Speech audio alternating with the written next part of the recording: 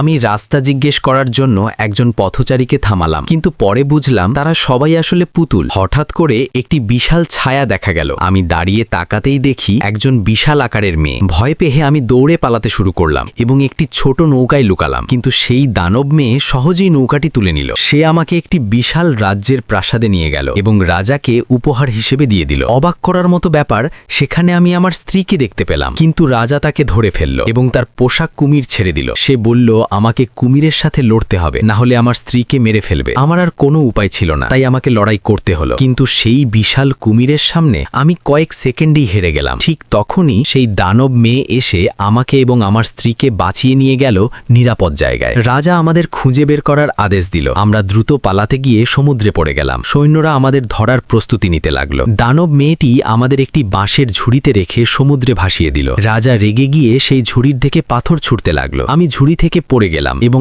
আবার আমার স্ত্রীর থেকে আলাদা হয়ে গেলাম। হঠাৎ করেই আমি বামনদের এক অদ্ভুত জগতে পৌঁছে গেলাম। সাহায্য চাইতে চেয়েছিলাম, কিন্তু আমি এতটাই ক্লান্ত ছিলাম যে অজ্ঞান হয়ে পড়লাম। সৈন্যরা আমাকে মোটা দড়ি দিয়ে বেঁধে ফেলল।